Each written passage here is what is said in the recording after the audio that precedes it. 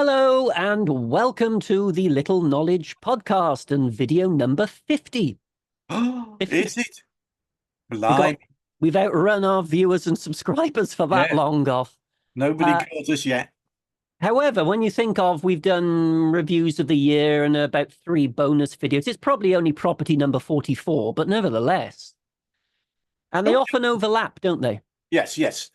The interconnectedness of these properties is the one thing that I think hope everybody else gets from the viewings as well. How the oligarchy operated in this area of the world. Yeah. By the way, worst introduction ever. Who are you? I'll just check the tag that's written on my arm. I am Goff Morgan, broadcaster, latterly broadcaster. Quite a big cheese, obviously. Or very cheesy, which is something slightly different. And he's Paul Busby. A little cheese. Yeah, little cheese. Big cheese, little cheese. He's a little cheese in history. I'm a... I don't know what the hell I am anymore. I'm a novelty item. And between us, we are Little Knowledge Podcast.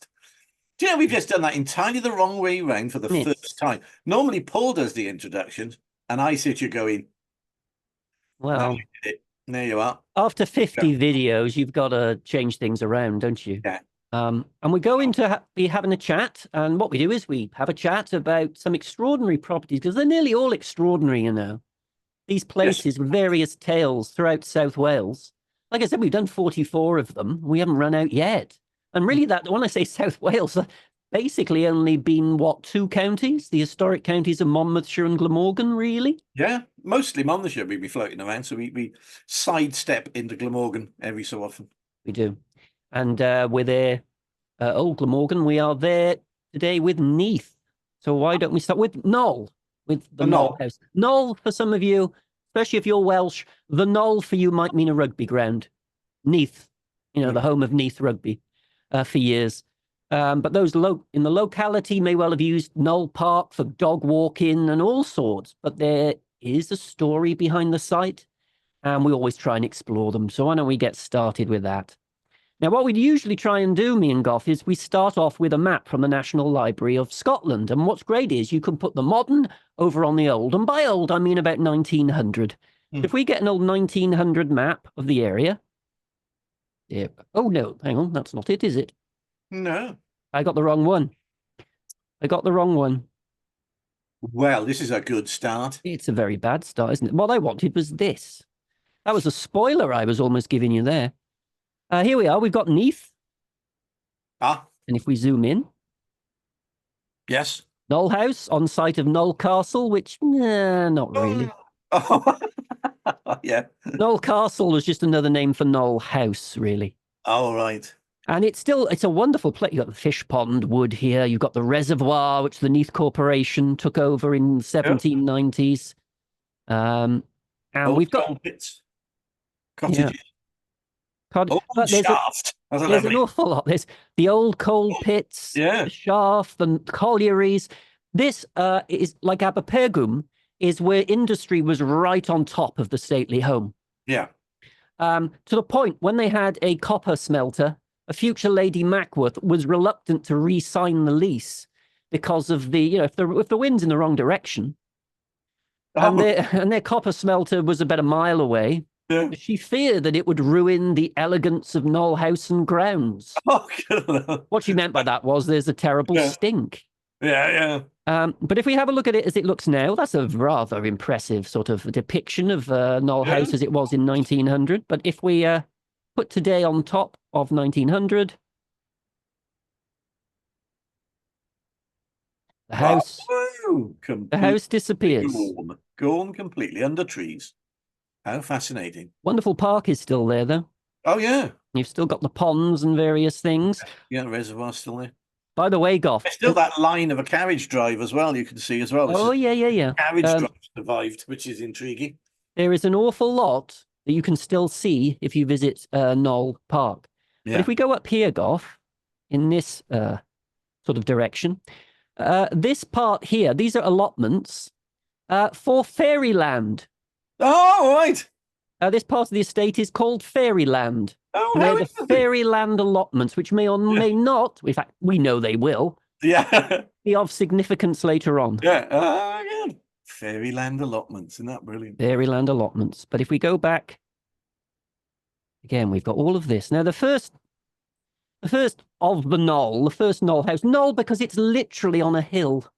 It's sort of carved into a hill. All Gnoll right. House, the Gnoll. And there was an Evan ap David, a salt merchant who was called of Gnoll in the 16th century. And it was the Evans family, which were the first major family on this site. But it was a much smaller house. Yeah. In fact, it wasn't the best house in Neath. The best house in Neath was called the Great House back in the 17th century. And Gnoll was very much smaller. Gnoll is one of these incredible houses which get built in stages and unusually gets knocked down and dies in stages. Oh, right. So it's not, it builds itself up, then it builds itself down, as you'll see. What the Evans family were very good at was they basically took over practically all of the coal exploitation in the area. What, as early as the 1600s? As early as the 1600s, yeah. Blimey, gosh.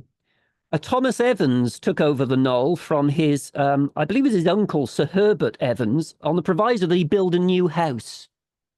So he knocked down the little Gnoll and built what was really what you could call a hall house in 1666. Yeah. So the Gnoll became a hall house. Still at this point wasn't as big as the great house in Neath, but it was getting there. Yeah. I may just say for people listening, Paul is actually saying hall house. Hall, yes. Just to clarify. Because it was I see what you mean. Oh, yes. Oh, sounding slightly different. Yes. Yes. There were no red lights involved. Most of these things, usually a family ends when all that's left is a daughter who marries somebody else. And that is what happens here. Mary Evans, in the late 17th century, married Sir Humphrey Mackworth, a very energetic young man, to put it mildly. The Mackworths were from Mackworth in Derbyshire, but Sir Humphrey actually came from Worcestershire, and he was the MP. He'd been knighted by Charles II for legal services to the king. Oh, and was a pretty good lawyer. He was an educationist, and he built a community school in Neath. He was a founder member of the Society for the Promotion of Christian Knowledge, but all of this sort of philanthropy was one side, and his outright fraud in financial dealings was the other side of Humphrey Mackworth. According to the House of Commons, if we believe them. Yeah. But what he did was he did, in fact, start the copper smelting works. He cut quays on the riverbank. He conveyed coal from his pit to the works. And coal was important, but they had a problem with coal back in the 17th century. Firstly, it was hard to get rid of flood water from your mines. Oh, yeah. You couldn't actually dig as deep as you could in later years. Yeah. If you found a vein of coal, you couldn't actually exploit it properly. And as Sir Humphrey himself says, the coal works were lost, the Evans coal works were lost for want of air and discontinued for about 30 years and could not be recovered for want of artists in that country. And what that means is there are no coal miners. Coal mining was a very different discipline in the late 17th century to it later became. What it means by bad air was it literally was dreadful air. Yeah, as you went down. You couldn't breathe down it. Yeah, you just didn't replenish. There was no circulation of air, as I should imagine. Well, that's exactly it. So Humphrey realized that if you build another shaft purely for air, that helped things. Oh, right. So he did that.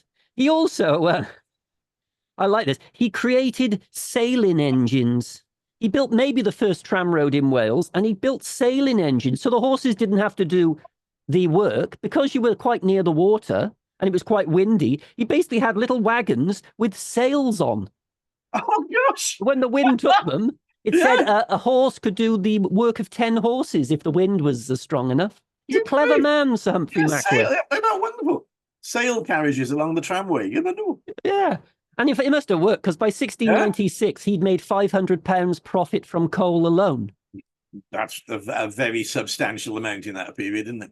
He's making a profit. But then he starts something which ends dreadfully. It's called the Company of Mine Adventurers. And he said, he's being very enthusiastic, very ambitious, and he gets done for fraud in 1709 when it collapses dreadfully. Oh, God. He always believed, maybe with some justification, that his archenemy, the Mansells of Margam, who were rather jealous of what Mackworth was doing in Neath and around here, they always undermined him whenever possible. Oh, right. Oh, really? Probably literally and figuratively. Yeah, yeah. And the burgesses of Neath were against him as well, because before Mackworth came along, every so often a little burgess would do a single coal mine, a feeble little one. Yeah. And Mackworth just took over and professionalized the whole thing, you know. Yeah.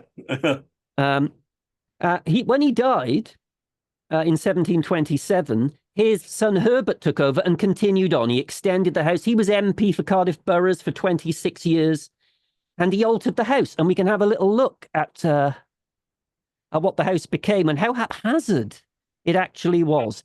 Because in 1741, the Buck brothers produced this. So we got the view from Neath Castle. Oh, I can say Neath Castle. Yeah, okay. And up here on the hill, the knoll, and you can see it, but it is extraordinarily haphazard, isn't it? Oh, yeah. Yeah, it is a sort of organic look to it, isn't it? It's like it's grown onto the hilltop rather than the hilltop's been adjusted for it. Yeah, fascinating. It's a cluster of buildings of very different eras. Yeah. The ones with gables are the older ones. Yeah. Gable ends. In fact, if that's a one-story building up there, I'm not sure. A bit higher up on the hill. If it's a one-story building, it's probably the Hall House of the Evanses. All right. 1666. It later became the laundry building for the new Gnoll House. Yeah. Is there a hint of crenellations there as well? There is. That would actually get, this is 1741, that would get a lot more crenellated. Oh, right. So this is where the castle bit comes in then, isn't it? Yeah, in the Victorian era, they called it Gnoll Castle, but it was purely romantic. Yeah. In fact, in as late as the 1990s, they actually went further up the hill to see if there ever was a medieval castle here. Remember on that map we saw? Well, geographically, it's a sort of right tump to have a castle on, isn't it? If you're going to oversee an area, it's an ideal place, a natural building place to pop one, isn't it? So you can see they're thinking about it. You would have thought it was very close to Neath Castle, though, wouldn't you? But depending on the time, it could have been older. Yeah, but they're thinking it was an older castle. Because a similar thing happened in Newport. This is slightly off it, but the castle in Newport at the moment was the second castle. The original castle was on top of Stow Hill, rather like on top of the hill, and then the Newcastle burnt to the bottom of the hill. So you can see, you can see the thinking behind checking it anyway. They checked it and they found no evidence of anything up there. But you can see why they checked it. But what a hodgepodge of buildings. Yeah. Now, I did say, remember, the old Sir Humphrey Mackworth did say there was a want of artists, miners in that country. And do you know what the Secretary of State said to Sir Humphrey Mackworth? Would you consider taking pirates, convicted pirates, and putting them to work in your mines? Oh, what? Yeah, because it's a... I'm not sure AI was the best invention for you, was it? Look, when we're talking about people with very few portraits, I get desperate. What do you want from me? The famous mining pirates of... Actually, it never happened because... Right. Yeah, let's be clear. There were no mining pirates. There were no mining pirates, but the Secretary of State suggested they were. The Mackworths thought that was an insult and refused to allow mining pirates into Wales, into Glamorgan. They wouldn't do it, which I think is probably fair enough, really, isn't it? Yeah, quite, yeah. Let's have a little look at some of the later ones. You mentioned the crenellation. Yeah. How it turned into this sort of castle-esque, this romance, really. Well, Herbert Mackworth extended the house. He was MP for Cardiff Boroughs for 26 years. They were all MP, the Mackworths, really. When he died, his son, Sir Herbert Mackworth, took over. He was made a baronet in 1776, and he decided basically to, again, get rid of all the old obsolete bits of the house and rebuild. And you can actually see here, again, this is from Neath Castle. This is what it looked like. Oh, the full crenellation bit going on, yes. Full crenellation. Yeah. And he did up the grounds, which were extremely romantic, which we'll talk about a little bit later on. But you get the idea. The architect was a chap called John Johnson of Leicester, who Sir Herbert Mackworth was actually partners with in a bank in Bond Street called Dorset & Co. every single bank we've talked about on this podcast has gone bust. And this was the Bond Street Bank was no different. All these aristocrats from Blewett to a lot of others thought we can make the bank worth. It collapses. Aristocrats are no good at running a bank. Might it be the nature of people we're talking about having invested with it as well? So we have some of the dodgiest customers financially, haven't we? We have fraudsters and people up to their eyeballs in debt. And goodness knows what else. So no wonder the bank went to the wall with customers like that. Well, possibly. Here's another little look at it. Oh, cool. Isn't that lovely? Oh, yeah, that's very romanticized. You can see it, can't you? Yeah, you can see what they were aiming for. And it was like that for a long time, really. And this is where in the 1740s, maybe as early as the 1730s, they put cascades in the park. Oh, all right. And they didn't just have one cascade, very French idea. They had the formal cascades, and this was the informal cascades. I assume the formal cascades wore white tie. Yeah. And the informal cascades, you could just slum around there. A little more louche. Slum around in black tie as you looked at the cascades. But yeah, this was all very, it was very fashionable. But the problem with things that are fashionable, they quite often become unfashionable very quickly. Yeah, they go out of fashion as well, don't they? Yeah. And so the cascades didn't last particularly long, and they ended up sort of silted up and covered over. Yeah. But at the time... Completely then, have they the cascades? They have come back. These formal ones have, they have actually come back, which we'll see at the end when we look at Gnoll Park as it looks today. Oh, cool. Now this one, the reason I've done this is actually Neath Abbey. Oh, yes.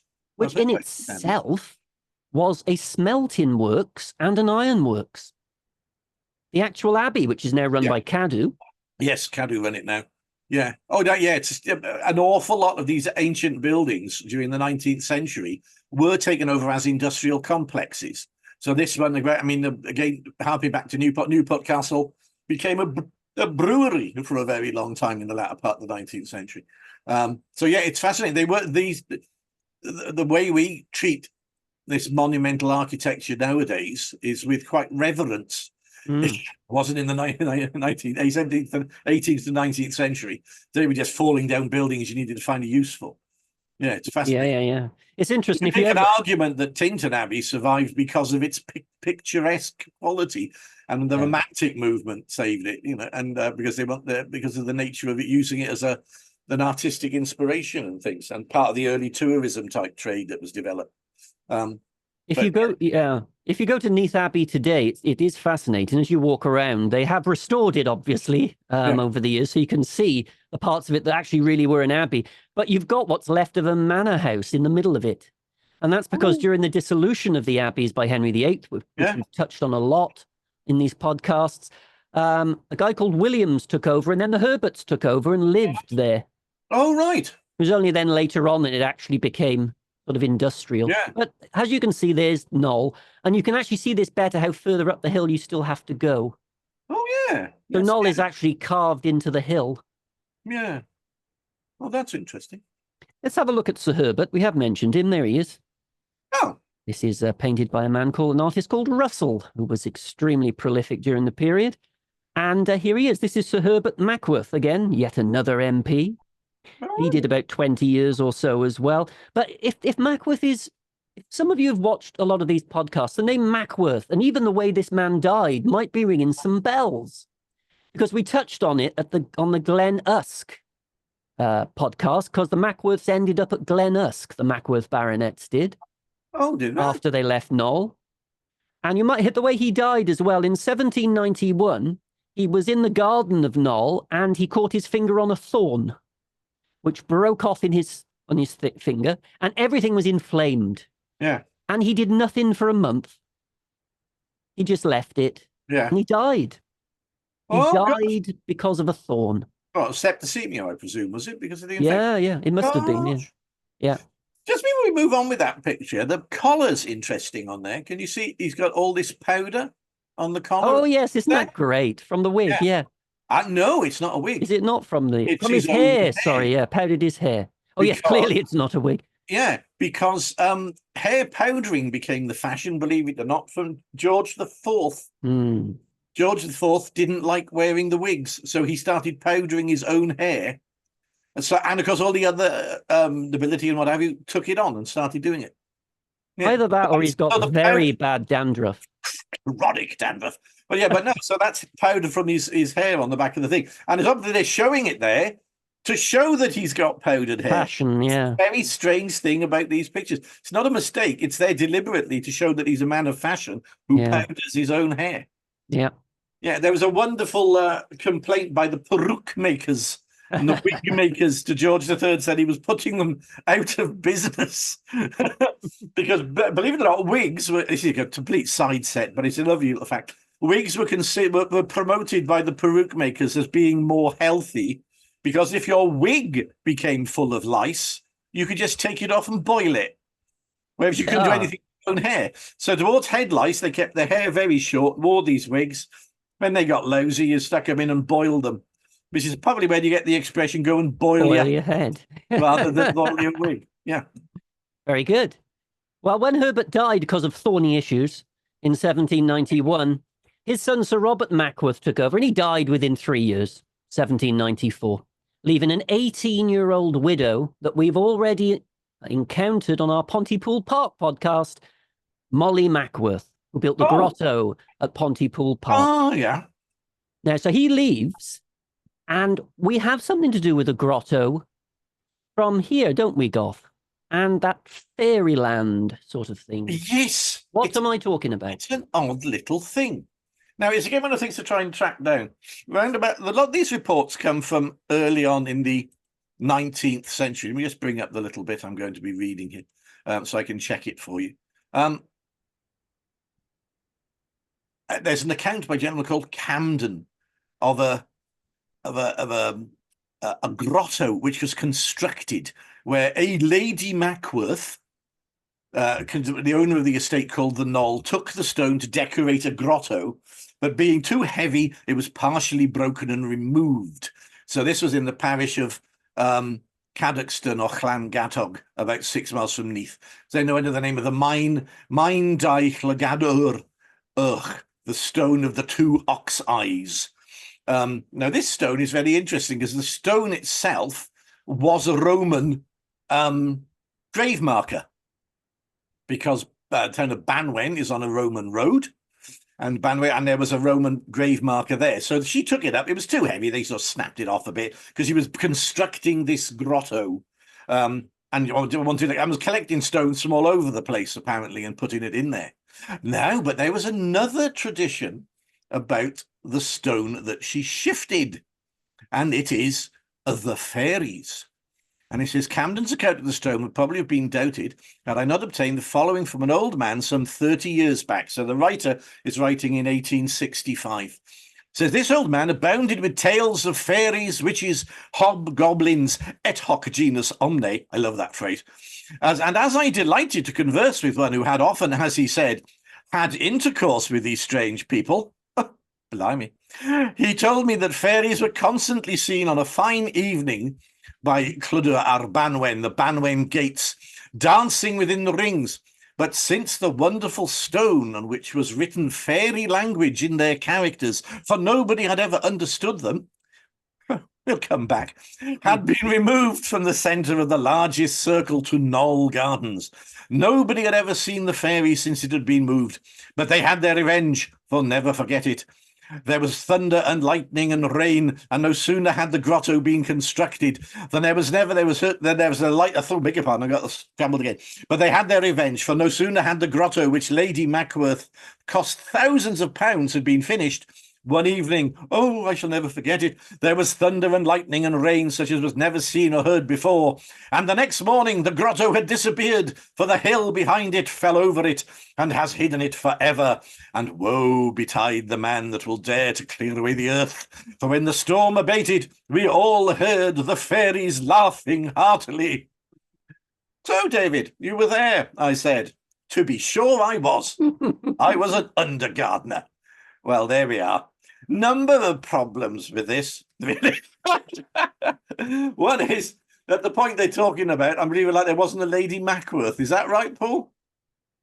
The Mackworth left in the 1790s. Yeah. So, however, he talked to this gardener in the 1830s, didn't he? yeah. And the gardener's talking about further in the past, presumably. Yeah, but I mean, whether he overlaps at this point, it is really quite going on. Am I being generous? Man, talking 30 years ago, but yeah, all right, give me. Obviously it's a wonderful popular story, but the whole point is one of the things that whether you engage with it as two things that are interesting. A is the tradition of fairy continuing, getting well into the 19th century here, but also the fact that this grotto collapsed. And they did eventually grow up and find the stones. They managed to find where it was. They found the stone itself. They say that the surviving fragment of the stone represents about half the original length, and which the fracture of the stones antedates its first recorded notice by Lloyd in 1693, and flaking of the faces made the reading of some letters uncertain. So the stone is said to be in the Museum of the Royal Institution in Swansea. That's what it was in 1920. And I tried to track down the original stone, but I can't actually find it. But I have found a copy of the transcription for you. Now, let me come back here and see if we can get this up for you now. Where am I now? I need to get back onto the share screen now. Here we are. This is the stone. The copy of the stone but it's a copy of the transcription on the stone. Yeah. There are many versions of what people think this inscription is, because it's not absolutely clear. It's not what to do. So various academics over the course of about a century and a half have been rubbing at it and looking at it and scraping it and coming up with various different versions. But what we're going to look at, just out for a little bit of fun, is look at one of the original interpretations that they came up with, more or less when it was first picked up on. And now if we look at the stone, when it was standing, and also when it was used in the grotto, these are the fairy characters that none could read or understand. Yeah, we're not sure about that really, because basically it's Latin. It's just Latin. They couldn't work it out because it was Latin. Now, the version that they gave, one of the earliest versions, which is quite nice, is they say in Latin it was M. Caratini Filii Bericii. Now, the Bericii bit seems to have disappeared at the end there already. But what it means is Marcus Caratini. One translation says son of Bericus. Maybe not, because if you get a double I on the end of words, it's generally a plural. So it could be Marcus or Maccaratini, one of the sons of the Bericii, one of the sons of the Bericus tribe, the Bericus family, because Rome in its family terms had quite a sort of tribal element to some of their groupings, of family groupings. So we might be Marcus Caratini, one of the sons of the Bericii, or a family, or the Bericuses.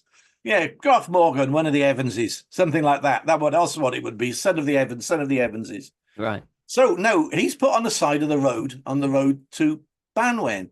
Now Banwen is again, it's a Roman road runs through the middle of Banwen. Let's see if I can find a little bit I'm looking for, because there's a wonderful blog site that talks about the fairies, the called it's back up to the top of it. My things are squibbling around, so I'm trying to look at them. Tales from the Fairy Trails. Can't find the name of the gentleman that wrote this. Do you know, Paul? Oh no, I haven't got it in front of me now. He recounts a lot of the article that we just read, and then talks a little bit more about how the grotto was left ruined. And he visits Banwen to try and find out where it actually is, the site of where the thing may be. And that's rather intriguing. Let me see if I can find this for you. So if I stop share and go back a little bit, I might be able to find the picture. Here we are. So that's the Roman road through Banwen as it stands with this inset. So you can see that long straight road That was the main road going now through Banwen.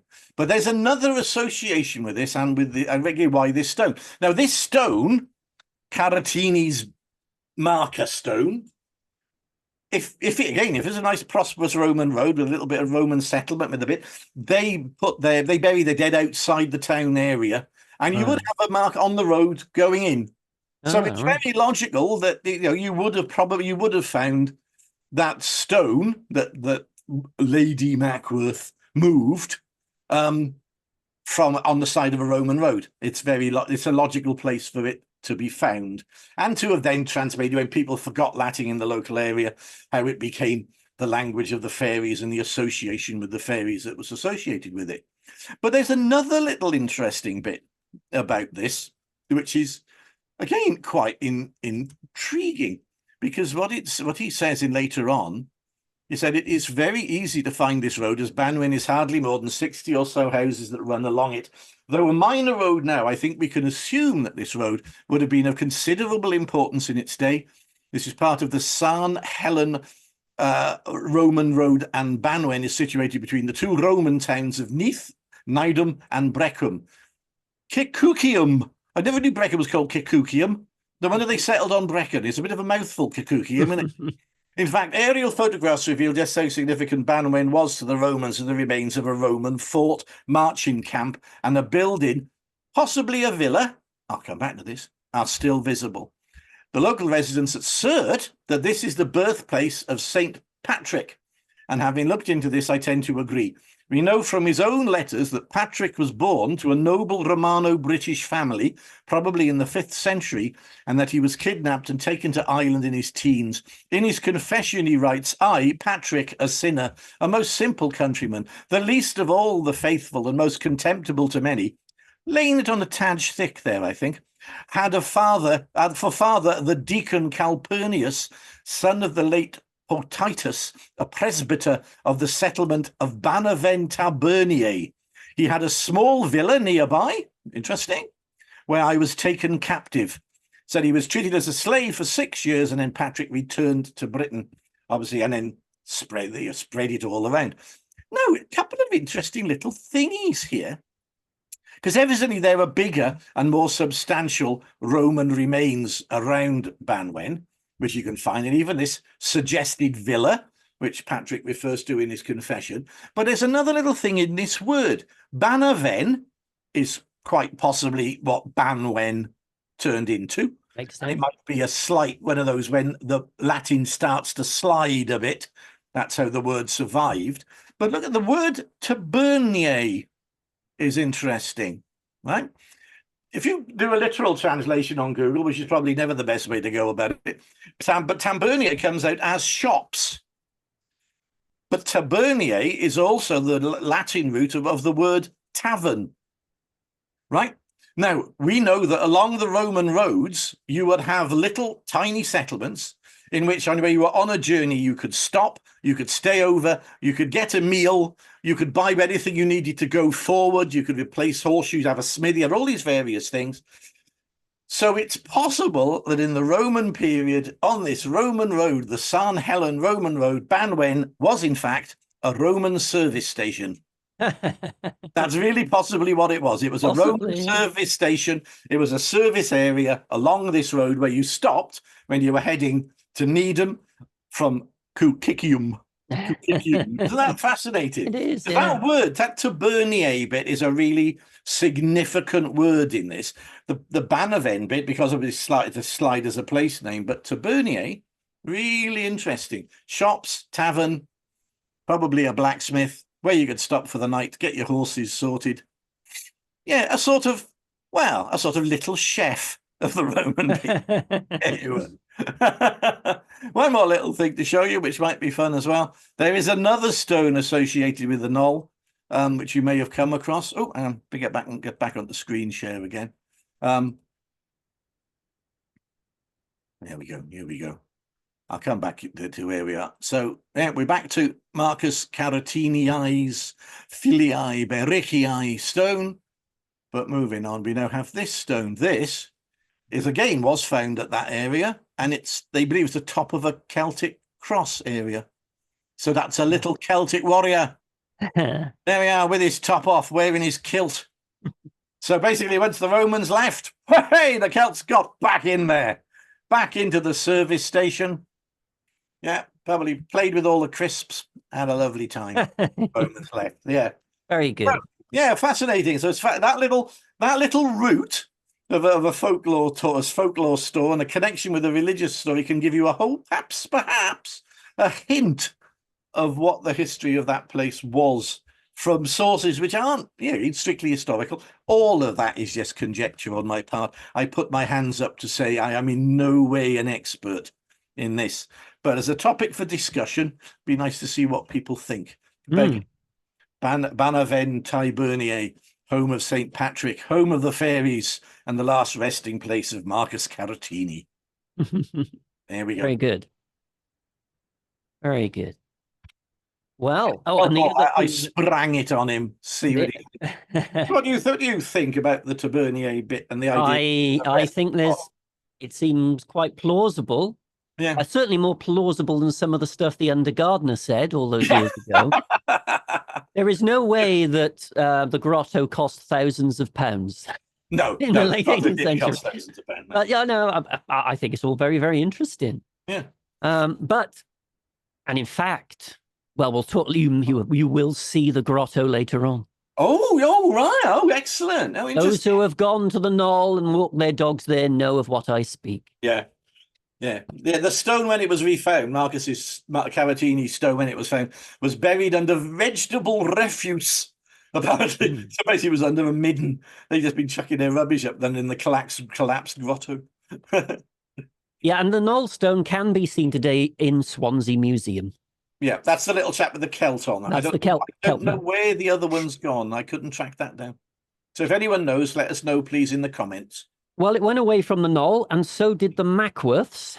And it was up for sale for a bit, the Gnoll estate. And they thought they'd cracked it because a bloke came from India called Johnston and bought it for £60,000, the Gnoll estate. Woo! What year was this? £60,000. That would have been in about early 1800s, about 1802. That's a big chunk of money still for them. There's lots of money flying around for this estate, isn't there? And that's probably why he couldn't afford it, because the deal fell through. Oh, God. Right. And then the whole thing headed for 13 years. Gnoll House, or Gnoll Castle, was plunged into our old friend Chancery. Oh, God, no. Yeah, it was there for a while. It was there for a while. Another old friend of ours, J.P. Neal. Yeah. We showed a lot of his, and with an alarming stock photo of a J.P. Neal, shows it during the time, really, of the Chancery, and that it's empty, but you can see how castellated it is at this point. Yeah. And it was quite bad. As a chap called Nicholson wrote, who visited during this period, an awful circumstance strikes every beholder visiting this mansion. But this lovely place has closed its gates on its hereditary possessor, the estate having gone out of the Mackworth family. Every apartment is unfurnished, uninhabited, forsaken. No minstrel strikes the harp, no bard celebrates the heroic actions of its ancient owners. The dance, the feast, the song are no more. Oh, gosh. Barrel of laughs, wouldn't he? Minstrel's interesting because it was full of corridors for some reason, Gnoll House. There were corridors everywhere. Yeah. And also they had a minstrel gallery in its great hall, which went 3 sides around the hall. Oh! The minstrel gallery would have been notable for that visitor back then. Eventually they did find... by the way, after Chancery, it just went back to Capel Hanbury Lee and Molly Mackworth. Yeah. At Pontypool Park. So it went back to them. They were desperate to find a buyer. It's been derelict almost. It's getting derelict 12, 13 years without anyone inside it. But this chap turned up to save the day. This man's Henry Grant, son of Reverend Grant from Pembroke. And he bought the whole estate for £100,000. Blimey. It's still doing very well. And that was in 1811. Gosh. So someone that, when they take a long time to sell, but when they do sell, they get the right price. Yeah. Now, he made improvements. Henry Grant was a JP, the magistrate. It was all that sort of thing. And the thing is not so much his life, although he did enter into the life, help pay for a church in Neath and that sort of thing. And the Grants entered, the life of Neath. It's a Pembrokeshire family, but they're actually, just like the Mackworths, they are living there full time. They are in the heart of Neath. They are the big family, the Grants in the early 19th century, which by now it started to be known as Gnoll Castle. Right. But it's his death, actually, that is actually, it's terribly sad. As we said, the grounds were wonderful. People always wandering around the grounds of Gnoll. But the 5th of July, 1831, on the same day, Henry Grant died at his London home. He was aged 89. But on the very same day, at Gnoll Castle, Mrs. Grant's niece, Charlotte Ward, was found drowned in an old disused bath attached to the mansion. There were feathers on top of the water. It was almost as if poor Charlotte was either playing with a feather or was trying to reach over for a feather, and she overreached and she fell in and she drowned. And Charlotte Ward was 12 years old. Oh my goodness. Awful. And she terrible. So she dies the same. No, gosh, both of them died the same day as the head of the estate. Oh, shocking. Henry Grant. Very, very sad. Yeah, terrible, terrible. There were deaths. I mean, there's a lot of water at Gnoll. I mean, it later became a reservoir. And a lot of the ponds were put in by the Mackworths to help with the industry. Yeah. So it wasn't all ornamentation such as the informal and the formal cascades. Yeah. It was also part, so much so that in the late 19th century, Neath water took over one as a reservoir. Yeah. But this one appears to be stuck to the mansion, an old disused bath. Poor Charlotte. Yeah, it's strange, isn't it? Yeah. There was another Grant that took over then, his son, Henry John Grant. We'll call him HJ, shall we? Okay. We haven't got a picture of HJ, but Henry John Grant took over, and he was the first mayor of Neath. Oh, right. And the Mackworths, the mayor of Neath, did become constable of Neath Castle. But before that, the Mackworths were constable of Neath Castle, or the sort of the ruin thereof. And HJ decided to demolish the northeast wing of Gnoll House. So this is where the death of Gnoll House starts. There's that cutting away at it, yeah. Yeah. Apparently, when the northeast wing of Gnoll House was knocked down, or was it a later one, it chopped off 40 feet of Gnoll House. This progressive knocking down of the mansion for various reasons. There's a wonderful story at this period. There was a weaver who lived in Neath called Morgan. and a letter turned up, and it said that Her Majesty Queen Victoria wanted Morgan the weaver to create a dozen dresses for her. This is young Queen Victoria. And Morgan just threw it away. There's a hope. Then another letter arrived. He threw it away. Then a third letter arrived. He threw it away. Until Mr. Grant, old HG himself, had to turn up at his, HJ, I should say, turned up at his shop to say, that was from the Queen, don't you? The panic in Morgan the weaver's shop. And he thought he was a con, did he? He was a con. He thought someone was pulling his leg. Every day Queen Victoria asked you to make dresses for her. Yeah, right. But why was she particularly going to Morgan the weaver, do you know? I think one of her ladies in waiting was local. Oh, right. And I think it got back the wonderful talent of Morgan the weaver. Oh, and then I hope he made the dresses for Queen Victoria, but the newspapers don't actually tell us whether he did or not. I hope so. Now, we know many periods why people... Let's get back to... Oh, yes. Well, look at this, Goff. If you go to the Gnoll back then, you were haunted by 2 children. The spooky 19th century children that would stalk you. There is a ghost at the Gnoll, apparently. It's a white lady. Of course it is. Of course it is. It's a white lady calling Henry. Of course, there were Henry Grant, Henry John Grant. There's a fair number of Henrys. It checks out. But some kids did get lost in the woods. I think it was snowing at the time. And they went to the woods and they basically panicked. And they ran round and round in a circle, basically, and were back where they started. And the whole town of Neath came out to search for them. The police didn't, because the police were at a ball nearby. Well done, Neath police of the 19th century. Yeah. We would go and save the children in the snow, but we're having a bit of a party. In the end, the people found them, so we can There you laugh go. about it, and they Yeah. were fine. So I don't know. These are slightly sinister children. It's something from The Shining, isn't it? Yeah, yeah. There's a sea of blood underneath that Yeah, you see bridge. him at the end of a corridor. Yeah. Oh. But there are different ways of leaving an area. We've seen people, it's too expensive, we'll downsize, we'll go to London, we'll sell the estate. I love the fact that there are landowners who leave the area and sell off in a fit of pique. Oh, really? They throw a tizzy and they. Yeah. This is what happened to the Grants. Yeah. I think this is what happened to the Grants, because H.J. Grant was sick and tired of all the people going in his park, which was open to the public. Yeah. And basically, he said, ladies can't even walk through the woods without seeing people bathing. And obviously, some of the local lads were sort of, Yeah. a little bit leery and causing trouble. It was that. But H.J. Grant decided, that's it. I'm going to stop the public of Neath coming into Gnoll Park. You're all banned. Yeah. There might be a ticket system later on. I'll work that out when I get to it. But for now, you're all banned. Yeah. And he told his agent, Mr. Dodd, to do this. Dodds, who lived in Neath. And Mr. Dodds was an agent of high character. And Mr. Dodds decided he wasn't going to do it. Oh, right. And he was going to allow people to come in, and his wife would actually sneak people in. Oh, God, Lord. And then cover up for them. Yeah. Well, when Grant found out about this, he was furious and sacked his agent. Oh. And he did this long letter in a local newspaper saying why he sold, one of the many reasons I parted company with Dodds. And he put this pit bull called Mr. Carmichael in charge as well. Yeah. He was desperate to keep people off the estate. And a lady was walking through the estate, a woman who worked in Neath, just enjoying the parkland, must have had her ticket. And on the ground, she found a cheque. And the cheque was for Dodds, the old agent.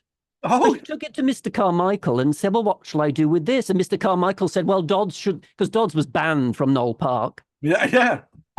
He said, oh, well, what you need to do, why don't you cash it? It's worth a lot of money to you. Just go on and cash it. And this lady takes the cheque, goes into Neath at the bank, cashes it. The police immediately nab her.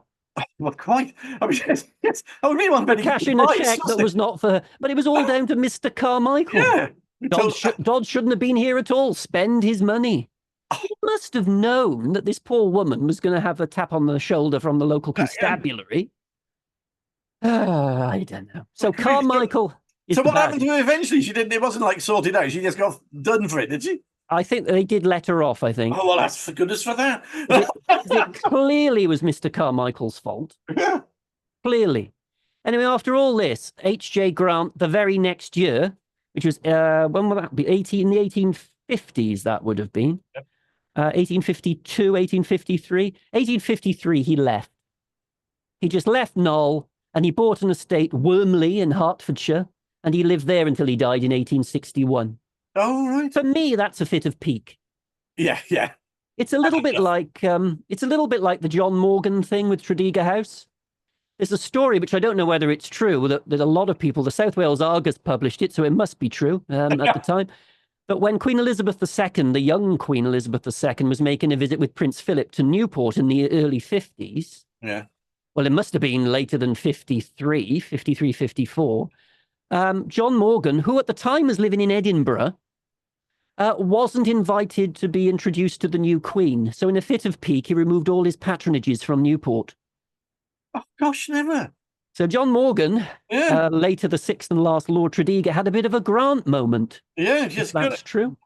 Threw his ennobled dolly out of the pram. Yeah, well. Yeah, it has been known to happen. Yeah. So the Grants were gone. This is the other thing Molly Mackworth built in 1795, by the way. This is Ivy Tower. Oh! Which is a folly. Yeah. And what would happen is you would have a caretaker living on the ground floor, and the first floor was a bit of a ballroom, a bit like Cardiff Castle's keep became a bit of a ballroom. And you would have banquets there as well. Oh, gosh. Sadly, in the time of H.J. Grant, there was a thunderstorm, thunder and lightning, and the lightning hit Ivy Tower. And when they came in and they opened up the door to look in, there were two bodies prostrate in the smell of sulphur. Oh, my goodness. Both bodies were fine. The one was the lady was a caretaker, and the other one was a man who only nipped in there to get out of the storm. Oh, good grief. Nothing can go wrong now. I've found shelter. Crack. Yeah, luckily they were both fine. Sadly, Ivy Tower was had a terrible fire. It had two fires, actually, one in 1910 and one in 1920. And it's now a very sad ruin on the estate. So the question is, what you're going to do about Gnoll, really? What they decide to do, and why not? Mr. Brewster, who was the agent, was there, and they came up with a plan, because it was empty. Why not turn it into a college? Oh, well, there we go. And not just any old college, but a fine college. An expensive college, a far too expensive college.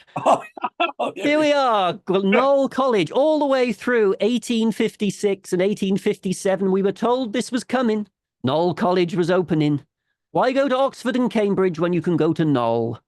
And Oxford, Cambridge, and Gnoll, the great universities. The Western University. The Western University of Great Britain, the Vale of Neath, Glamorgan, to complete the education of the sons of gentlemen aged 16 years of age in the practical applications of science to the management of land, manufacture, and commerce.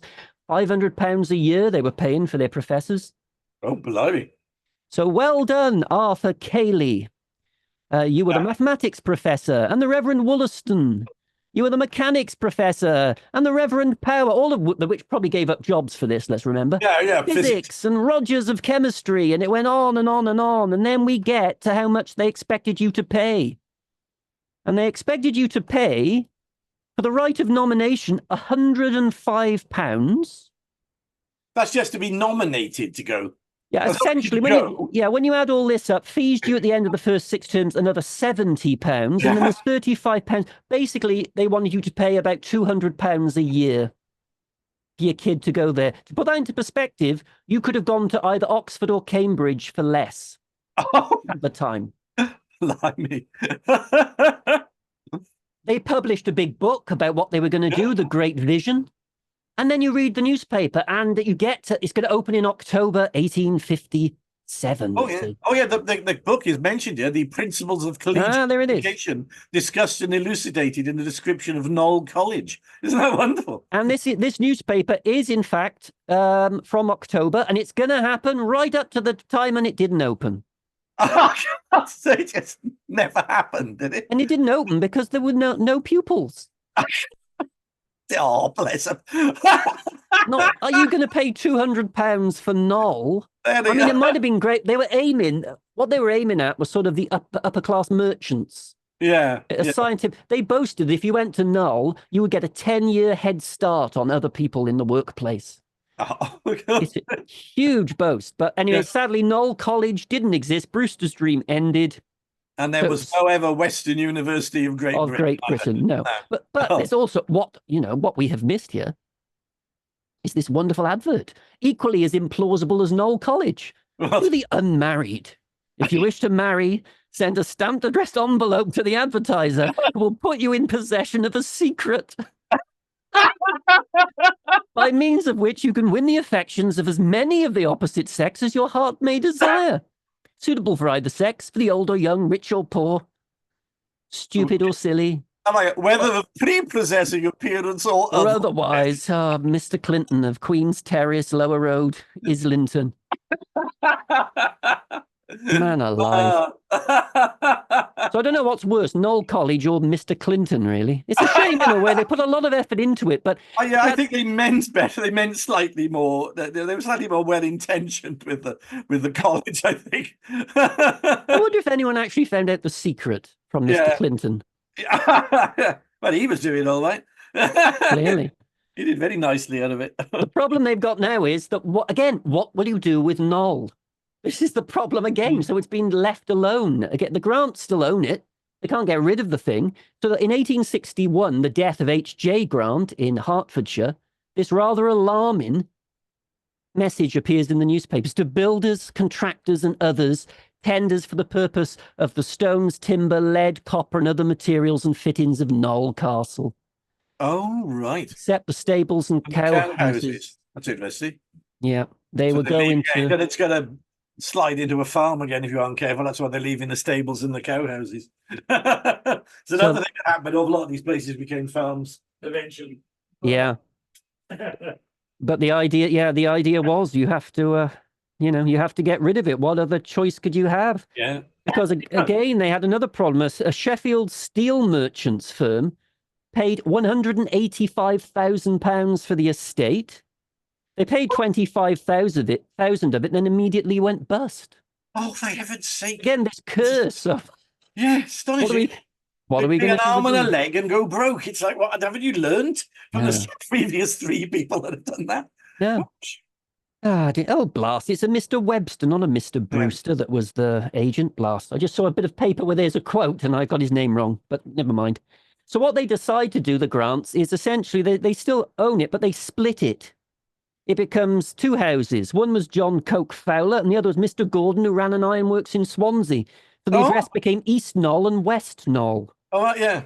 So it's a semi-detached castle. It's a rather good, it's a rather nice semi-detached, that's going on here. And here's how it looks in a little bit later on. Eventually, they do get a little bit of stability, and it comes back as one property again, where a man who was actually related to the original Evans family of Gnoll, Charles Evan Thomas, whose family lived at Llandaff Court in Cardiff for a while. He was born in Sully, and he was a magistrate. And Charles Evan Thomas, in 1881, took over and lived at Gnoll House. Thank goodness, right?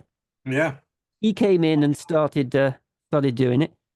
He had a famous son, Admiral Sir Hugh Evan Thomas, who was born at Gnoll. He fought at the Battle of Jutland. Oh. And he had quite a famous grandson as well, which we'll come to. Well, famous if you know your politics, at least. But one day, Charles Evan Thomas was in the garden of Gnoll, and he pricked his finger. Oh, gosh. And his arm became inflamed. Oh, my gosh. He thought it might have been on a rusty iron or something, a bit of rusty iron, but he didn't know. But this was the 1880s, and rather than the Mackworths who did nothing for a month, he went to the hospital and it was cured. Yeah, yes, well, that's all I think. I was worried. Otherwise, we would have lost another one. Yeah, another one. I mean, I'm just saying now to anyone who's at the Gnoll, do be careful when you're picking plants or whatever. Yeah. It does have previous. Well, they advise you to get your tetanus up to date if you're a gardener, don't they, even now? Oh, yeah. They had more sad deaths during this period with the water. Oh, gosh. John Horn, who was 18, a hall boy, and Ernest Taylor, Evan Thomas's footman, who was 21, and Charles Falconer, an undergardener, decided to go on one of the ponds and fish on a raft. Oh. They went out to the middle. They went right over. They tipped it over to look in, and the whole thing tipped over and capsized. Only one of them could swim. Oh, gosh. The undergardener survived, but I'm afraid that the other 2 were lost. Oh, my goodness me. Dead at 18 and 21. And there's an awful thing. When you read through this in the newspapers, you hear this, and then about 3-4 weeks later, you see an advert for a footman. And you know, oh dear. Yeah. You know exactly why. Yeah. A terrible thing. Charles Evan Thomas, however, also pulled down another bit of the Gnoll. He destroyed the east wing. It was to avoid higher rates. Oh, right. I'm not sure the rates were cost, but rather than iron rates, he got rid of any remaining crenellation, which is why it no longer looks like a castle here. Yeah. And he knocks down another wing. So it's a much reduced Gnoll House at this point. Every generation or so, they knock a bit of it down. Yeah. He dies in 1902. There's Evan Thomas. And then someone else took over for a bit, pulled down another bit in 1909. Oh, gosh. It's attritional, isn't it? It's attritional. Move in, knock a bit off, move out. And then he left, and then it was left empty for a long time. And then Neath Corporation bought it in 1923 as a war memorial. Oh, interesting. And proceeded to do absolutely nothing with it. Oh, never. He did nothing with it. No. And you look back and they just talk and talk and talk, but nothing happened.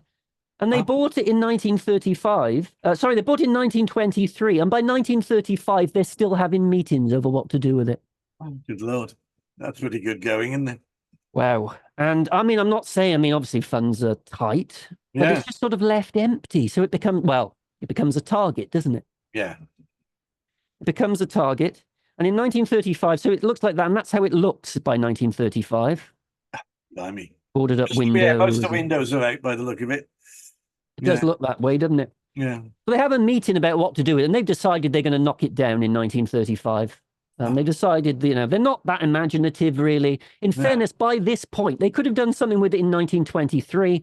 By 35, it was looking really rough and quite dangerous with kids playing nearby. But there's this wonderful council meeting, the enlightened councillors of Neath. In particular, Alderman W.K. Owen, who said this at the meeting of, what are we going to do with Gnoll House? And he says, we don't want an old ruin like that associated with our war memorial. Oh. It's a wonder the storm on Monday night didn't blow the house down, and I wish to goodness that it had. Oh gosh. We have something more valuable to put on the site in place of the house. And someone asks, and what is it? He goes, wait and see. For years we have been remembering things of ancient times. Yeah. I was opposed to putting the Gorsed stones in the gardens instead of a bowling green. Now you want to keep this filthy, dirty old house on the Gnoll grounds? He was backed up by Councillor Dill Thomas, who says, I hope that today we will hear the last of the Gnoll House. Yeah. I mean, Neath's finest, eh? Yeah. There was Alderman Joseph Branch who actually said, well, actually, if we keep it, it could teach people about the history. And if we could restore it, and the antiquarians say we might be able, is there anything we could do? No, they decided they wanted to get rid of it, didn't they? Except they didn't knock it down then because it would have cost them £350 to knock it down. So they left it rot for another 10 years. Gosh. Hoping for another storm to blow it over. Praying for a storm to knock it down. Well, Charles Evan Thomas's grandson, who visited it in the 1940s and was slightly heartbroken because he remembered it as a kid. He was actually born there, was this chap. This is Hugh Dalton. Oh. And Hugh Dalton was Chancellor of the Exchequer for Clement Attlee. He was chairman of the Labour Party. He worked for Churchill in the war government. He actually helped set up SOE.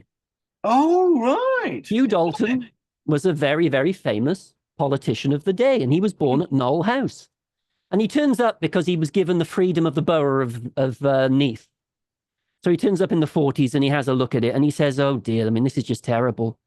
He said, but if you do knock it down, and you probably have to now because it's so bad, you need to build something in its place for the people. Yeah. Because Gnoll House is important to the people. But they never did. And eventually they knocked, it took them 1957, they eventually knocked it down. So they bought it in 1923 and they finally did something decisive in 1957. That's astonishing. Now, by anybody's account, that's pretty... yeah. It's not a shining moment, is it? That's great. But if you go there today, it is a shining place to go. I mean, it's a wonderful place for the people of Neath.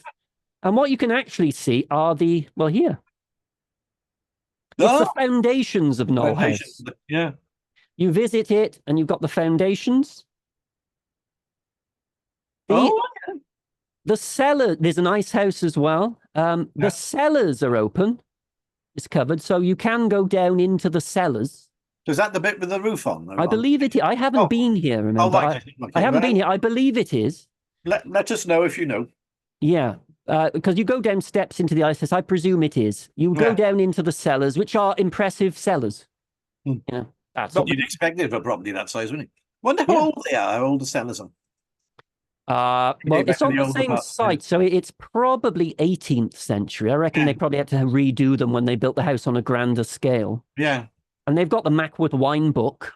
And Neath have an extremely good history society. And Friends of Gnoll Park as well are extremely good. So they're very good with things like that. And as I said, it's also very nice to have a wander around. Oh, beautiful. Have a little wander. Yeah. Oh, Ivy Tower's not looking so great, admittedly. But looking more romantic as a ruin. Romantic ruin. Yeah. That's romantic charm. That's how it has charm. Oh, yeah. Romantic ruins are great as long as they don't fall down completely. Yeah. So hopefully that's being looked at. And here it is, Goff. The way into the grotto. Oh, blimey. So according to that gardener, all this was covered in then. When the hill fell on it because the fairies shoved it down. Ah, Walked off laughing. Well, well, well. had a little chuckle. Oh, so can you go? You can go into there. What's left? You can, yeah, you can. Oh, blimey. So if you want to see, what how it would sort of look a little bit like, I would go to Pontypool Park, or even look at our Pontypool Park podcast, because Molly Mackworth did a grotto there, didn't she? Covered with shells. Yes, the shell grotto. Inside. Shell grotto is very impressive. This would have been covered in shells. A lot of them would have come from the West Indies. So it was covered in shells. Covered in shells. Oh. And this would have been where the stones were, because they would also keep certain things in here that they could show guests. Yes, apparently there were a number of stones collected from the area. And interesting. And they would have been displayed here before the faeries intervened. And had enough of it. Yeah, there we are. Oh, that's quite cool. In the 80s and then the 90s, the formal cascade was restored. So there we are. Oh, so this is the formal cascade. This is the formal cascade. Oh, cool. Oh, that's nice, isn't it? Coming through there. And it is actually a very beautiful place, as you can see. Oh, yeah, that must be the big reservoir area, I presume. Yeah, there are 3 ponds, or ponds as they call them, but this is the large one. And you can see the idea from the knoll, you could see all of this. Yeah. Yes. And you would overlook the town of Neath as well. I mean, it's a beautiful part of the world. I mean, it's more beautiful now probably in some ways than it was then, because you no longer have the ironworks or the copper smelting or any of that chugging away in front of you. Yeah, the big irony is it that there's industry sort of moved out. It's returned to these fantastic landscapes around that have been left and come back so significantly. Yeah. Yeah, you've still got the 18th century entranceway here. Oh, the park as well. So it's all very nice. Yeah, gorgeous. So that was a little look at Gnoll House, Gnoll Castle, not Gnoll College, sadly, but you can't have everything. Everything. An interesting place, and I'm glad that you made that connection with the fairies and all. And Fairyland is the name. And Fairyland is called there. I mean, that does seem far too coincidental to be anything other than design, can it? It's got to be design, yeah. There must have been some connection with the story of the grotto to come up with that. Yeah. Yeah. Cool. Yeah. So I don't know about in the future how Neath Council are going to interpret the history of the area. I know there are boards and things now, and they've got the cellars, but who knows? With a bit of imagination, and bring back some of the history of the Mackworths and the Grants to the area, which I think is possible. Yeah. So if you've been, let us know what you think. If you've come up with one of our theories that we floated, see what you think about that as well. We're always keen to hear your thoughts, my brethren. Thank you very much. His brethren. Yes, thank you, Goff. Thank you very much. That was good fun. Yeah, pleasure. And we will be back soon. Thank you. Yeah. Bye-bye.